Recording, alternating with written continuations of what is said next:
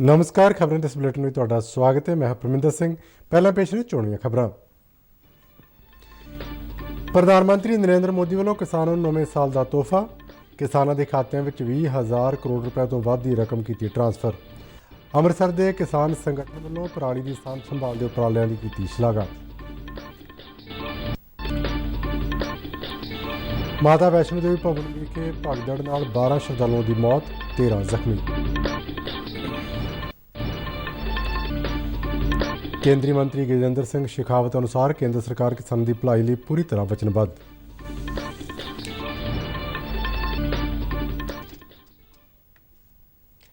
ते हुण खबरां विस्तार नाल। प्रधानमंत्री नरेंद्र मोदी ने किसानों को नवे साल का तोहफा दिंदे अज PM किसान सम्मान निधि योजना तहत वीडियो कॉन्फ्रेंस राही किसान परिवारों लिए माली मदद की 10वीं किस्त जारी की। 10 करोड़ तो वध लाभपात्रियों को 20,000 करोड़ रुपए तो वध की रकम ट्रांसफर की गई। PM किसान योजना तहत जो किसान परिवार को हर साल 6,000 रुपए की माली मदद दी जाती है। अज भेजी गई किस्त इस साल की पहली किस्त है। प्रधानमंत्री वालों तकरीबन 351 किसान उत्पादक संगठनों FPOs लिए 14 करोड़ रुपए तो वध की इक्विटी ग्रांट भी भेजी गई है। इस नाल 1,24,000 तो वध किसानों को फायदा होने की संभावना है। प्रधानमंत्री नरेंद्र मोदी ने अमृतसर के जागृति किसान उत्पादन संगठन के अहुदेदार रविंदर सिंह नाल गलबात भी की। रविंदर सिंह जी नमस्ते। सत श्री अकाल सर जी। सत श्री अकाल जी। और सर आपको नवे वर्ष की बहुत बहुत बधाई होवे जी। आपको भी। रविंदर जी आपके बारे में कुछ बताइए। जी सर, मैं जागृति FPO का मेंबर हूं जी।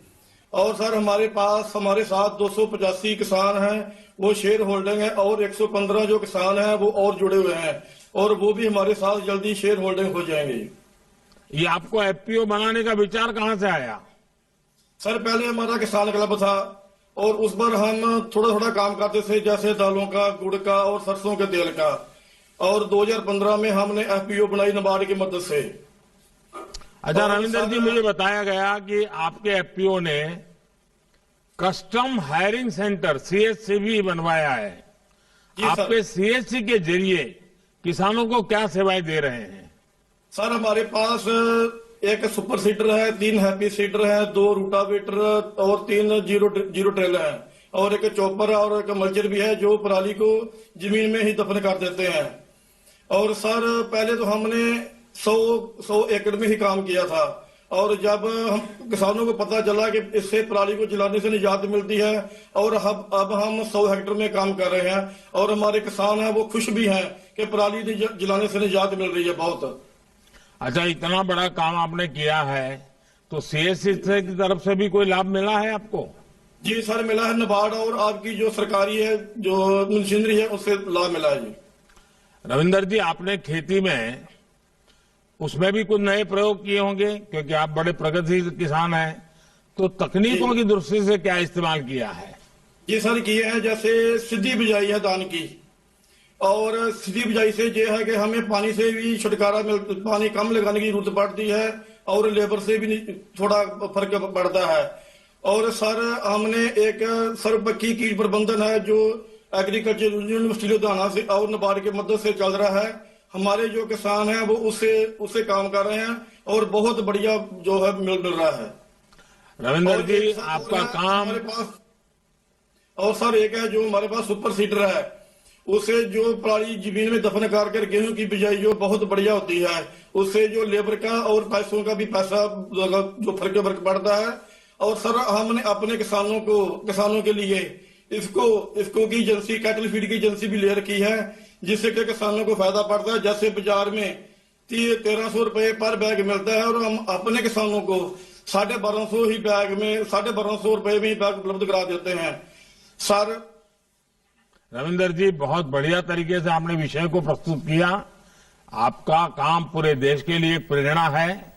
मैं चाहता हूं कि सभी किसान भाई पराली प्रबंधन से संबंधित जानकारी को ज्यादा से ज्यादा आप साझा करें। जैसे आप और आपके साथियों ने जिस तरह पराली प्रबंधन का कार्य बेहतर तरीके से किया है, आसपास के किसानों को प्रेरित करके पराली जलाने से रोका है, वो किसान और पर्यावरण दोनों के लिए लाभदायक है। पराली के वैकल्पिक उपयोग में पर्यावरण को लाभ होता है, साथ ही किसान की आर्थिक रूप से वो सशक्त होता है।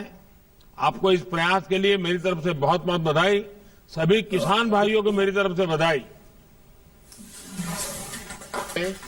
ਕੇਂਦਰੀ ਖੇਤੀਬਾੜੀ ਮੰਤਰੀ ਨਰਿੰਦਰ ਸਿੰਘ ਤੋਮਰ ਵੀ ਇਸ ਮੌਕੇ ਹਾਜ਼ਰ ਸਨ।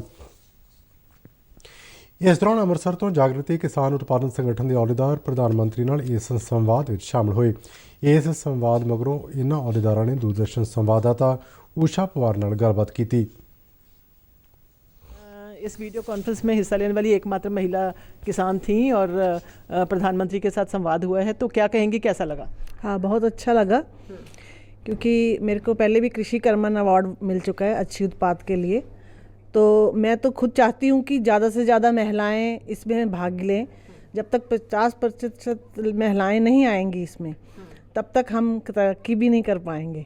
तो जब तक योगदान थोड़ा भी कम है, लेकिन हम अब आगे से प्रधानमंत्री जी ने जैसे कहा है कि आप अपना लक्ष्य पूरा करें, तो मेरा अगला लक्ष्य यही होगा कि मैं ज़्यादा से ज़्यादा महिलाओं को अपने साथ जोड़ के कोई अच्छा काम करेंगे। अच्छा, ये जो FPOs बनने शुरू हुए हैं देश भर में और पंजाब में भी काफ़ी अच्छा काम कर रहे हैं, क्या कहेंगे आप, कितना कारगर हैं किसानों को आगे ले जाने के लिए? उनकी जो अलग अलग तरह की समस्याएं हैं, चाहे वो मंडीकरण की समस्या हो, चाहे उनके उत्पादन की हो, चाहे खेती से जुड़ी और समस्याएं हैं, इनके हल के लिए इकट्ठा होकर जो FPOs बनाई गई हैं और सरकार इनको प्रमोट करिए, क्या कहेंगे आप?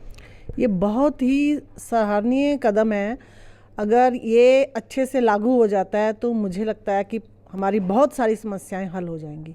जैसे कि अभी 1 ब्लॉक 1 FBO ही बन जाए, जैसे उनकी नीति में है, तो ये बहुत बड़ी बात है। कि हम क्या है कि पहले सभी लोग धान ही लगा रहे हैं या सभी लोग गेहूं ही लगा रहे हैं, तो अगर हम एक ब्लॉक में हम अपना अपना चुन लें कि हम गुड़ लगाएंगे, आप शहद का कर लो, आप दूसरा कर लो, तो इससे बहुत बड़ा एक क्रांति आ जाएगी। मैं तो कहूँगी जैसे हरी क्रांति आई है, तो ये नेक्स्ट क्रांति मानी जा सकती है। तो आप एक तरीके से क्रांतिकारी होंगे जो लोग इनमें जुड़े हैं। जो हाँ, अगर हम ये भी एक बहुत बड़ी क्रांति का ही मैं मानती हूँ कि क्रांति आएगी एक नेक्स्ट हरी क्रांति के बाद, जब कि लोग जुड़ के इकट्ठा होके, जैसे कि अब जानती हैं कि अब हमारे पंजाब में थोड़ा सा बाहर को ज़्यादा लोगों का हो गया, तो ये हमारी एक बहुत बड़ी मांग भी है कि हम जो रह गए हैं लोग वो अब संगठित हो जाएं और कुछ अच्छा करें। पहले तो हमने किसान क्लब था और 2015 में हमने FPO बनाई। 2015 के हम छोटा पहले काम करते थे, जैसे दालों का, तेल का और गुड़ का।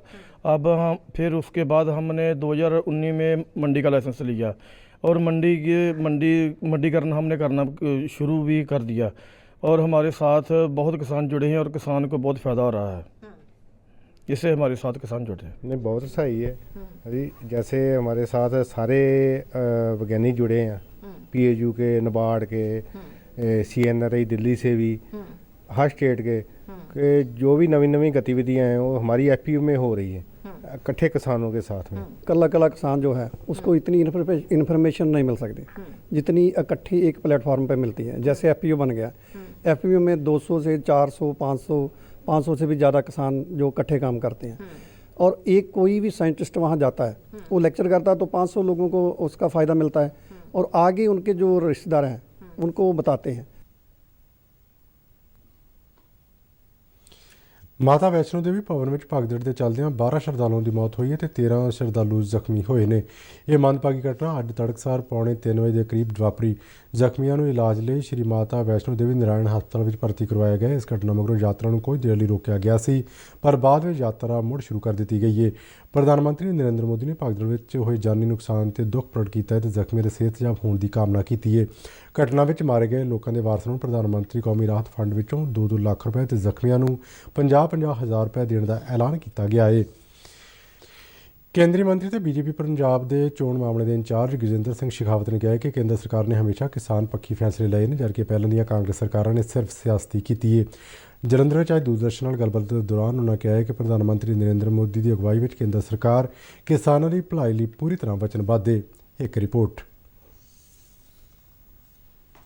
ਕਾਂਗਰਸ ਵੱਲੋਂ ਕਿਸਾਨਾਂ ਦੇ ਕਰਜ਼ ਮਾਫੀ ਦੇ ਦਾਅਵੇ ਤੇ ਕੇਂਦਰੀ ਮੰਤਰੀ गजेंद्र सिंह शेखावत ने कहा, कांग्रेस की सरकार बहुत बड़े बड़ी बातें करती है, दावे करती है कि हमने कर्ज माफ़ी किया था मनमोहन सिंह जी के समय में।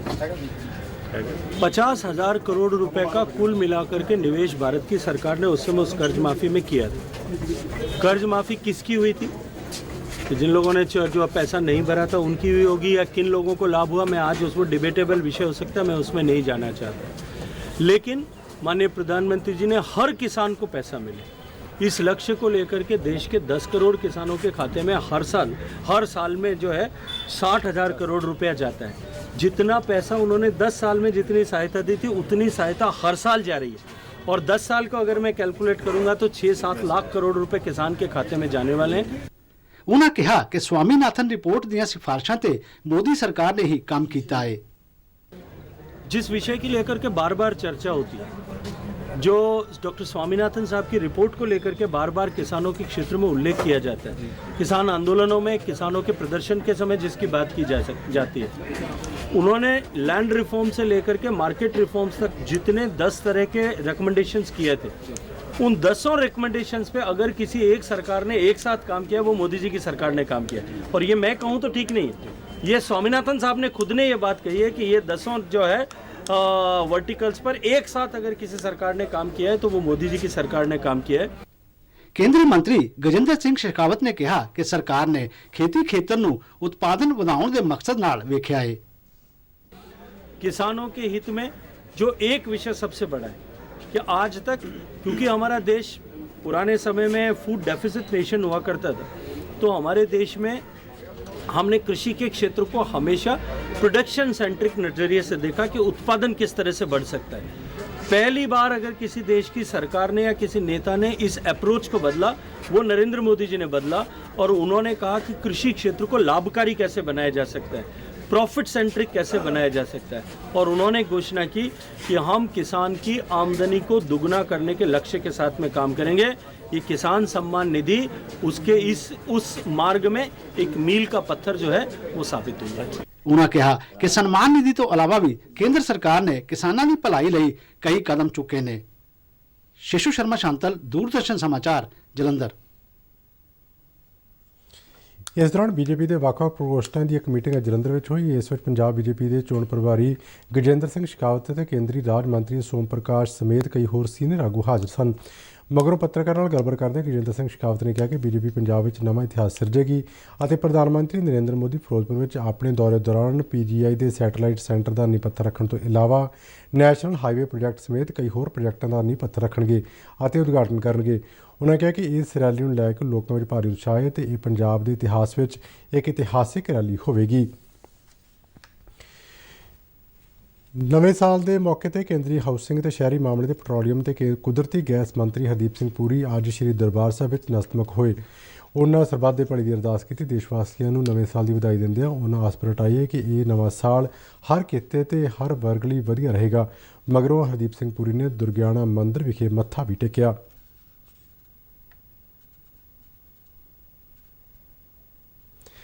ਤੇ ਇਸ ਨਾਲ ਹੀ ਖਬਰਾਂ ਦਾ ਬੁਲੇਟਿਨ ਖਤਮ ਹੁੰਦਾ ਹੈ। ਮੈਂ ਮਾਸਕ ਲਗਾ ਕੇ ਸਟੂਡੀਓ ਤੋਂ ਬਾਹਰ ਜਾ ਰਿਹਾ ਹਾਂ। ਬਾਹਰ ਜਾਣ ਵੇਲੇ ਤੁਸੀਂ ਮਾਸਕ ਲਗਾ ਕੇ ਜਾਓ। ਇਜਾਜ਼ਤ ਦਿਓ। ਨਮਸਕਾਰ।